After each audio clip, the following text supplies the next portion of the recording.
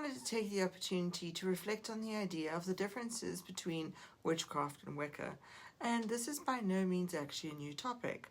I've seen it become more prevalent in recent weeks, and when I attended the Free Spirit gathering in the States around a month ago, I thought I would just like to talk about that for a little bit.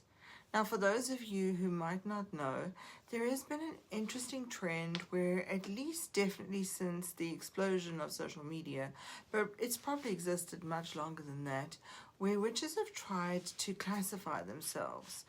And now I'm not talking about the more recent types of classification where people would try to define themselves as, say, a kitchen witch, a crystal witch, or any of those things.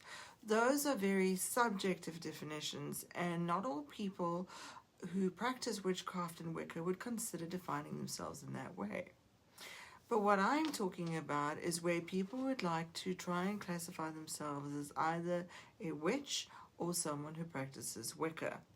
Now, this in particular, and this conversation has been going on for ages, of how we define witchcraft and how we define Wicca, and where the difference is, and is there even a difference?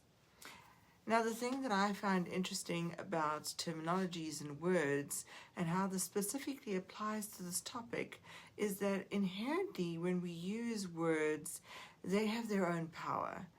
That power, of course, comes from various sources, whether that's internal bias, prejudice, discrimination, their ability to uplift or disparage.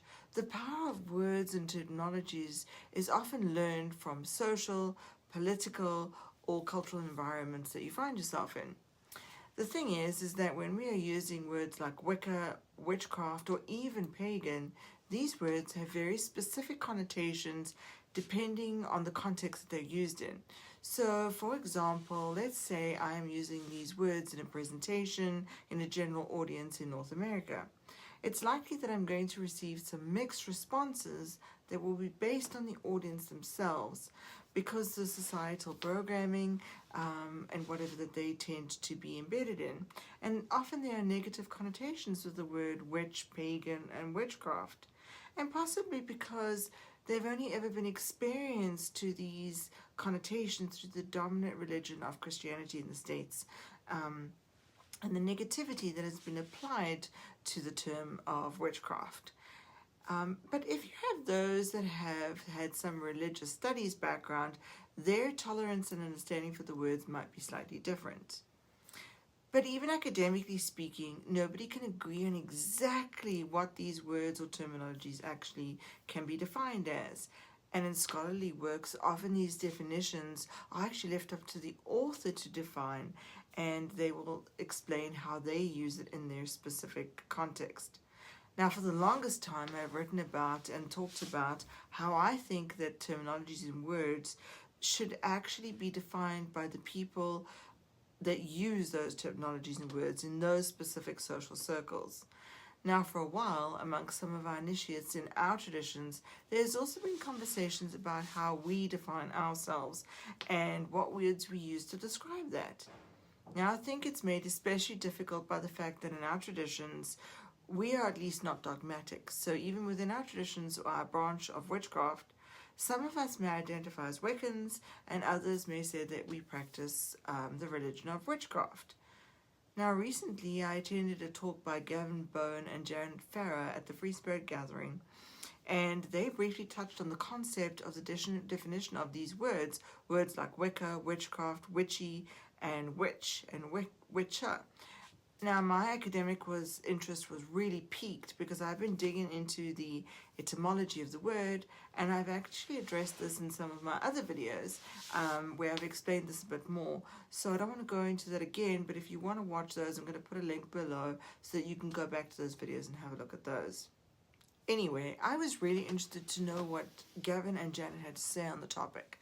And I don't want to go and relay their entire talk here, but what I took out of their talk about witchcraft is that especially when it came or became more popular in England after the witchcraft laws were repealed, was that the type of practices have evolved and changed over time, and that politics, culture, and access to information may have influenced the way that witchcraft was practiced, and that witchcraft continues to evolve. So to have the terms that people have actually used and applied to these concepts, these things that like politics, culture, and so on, the access to information, the exposure to different witchcraft practices and so on, have also influenced the way that witchcraft is practiced. What they were saying, though, about the evolution and development of witchcraft and Wicca made sense to me, because even at a very basic anthropological level, when people of different cultures interact and when people relocate, and the practices of one group will often influence the practices and culture of the other group. And this is actually called acculturation. It is a process of cultural change, and the adaptation of this in this process is where individuals of one group will adapt the cultures and customs and even behavior and sometimes the religion of the existing culture, while actually still retaining aspects of their original culture. So acculturation, I would say, is part and parcel of witchcraft practices. So, for example, in our own traditions, some of the elders in our traditions, specifically the founders of the Sacred Pentagraph tradition, under the guidance of Sybil Leek, who brought the Horsa tradition to America, took the basic religious principles and practices of the Horsa tradition and adapted it to suit the modern needs of those in America at the time, based on that political and cultural climate, based on the state of witchcraft at that time. Now, while some of our elders were actually living in the US during about the 1960s, they actually met and befriended the owners of a long-established hoodoo candle shop in Texas, and they learned directly from them a form of classic hoodoo candle shop magic that was brought into the tradition and would eventually evolve to what the tradition has become. I also know another example where Starhawk was really focused on environmental activism, and she made that aspect a very prominent component of her type of witchcraft. Gerald Gardner was also influenced by ceremonial magic and masonry, and also Aleister Crowley. Gardner received a charter from Aleister Crowley as well, and incorporated some of those practices into his witchcraft, which later became known as Wicca, that is W-I-C-A, and later that derivation of the term Wicca became W-I-C-C-A. Now, back in England, before probably, and a while also after the witchcraft laws were repealed, from my understanding, most of the witchcraft covens that existed were small individual covens. Probably they were rather isolated. Rather than having ties to other covens, they would have ties to their mother coven, the one that they hived from. Now, for example, before Sybil Leek taught her tradition of witchcraft, that is the Horsa tradition, to others in North America, and also before Raymond Buckland taught and introduced Gardnerian tradition in America as well, there were other types of witchcraft that already existed in America. Anyway, back in England, the small independent covens existed, and most of them only got together and celebrated the 4 fire festivals or the original high holy days of witchcraft. We think that most of their individual solitary practices were a type of folk magic. Now, here in North America, many prefer to call this type of witchcraft British traditional witchcraft to distinguish its origin.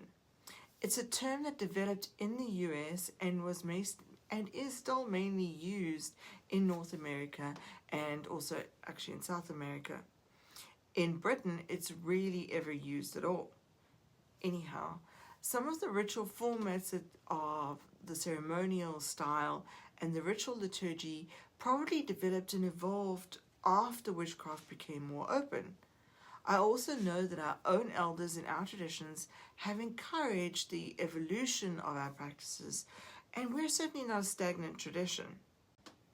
Just as traditions evolve, terminology should actually also evolve. But because the practice of witchcraft has not been legal in many countries for a long time and had to go underground sometimes, the language and terminologies that we currently use haven't really kept up with the times, and they haven't really had the time to focus to be able to evolve.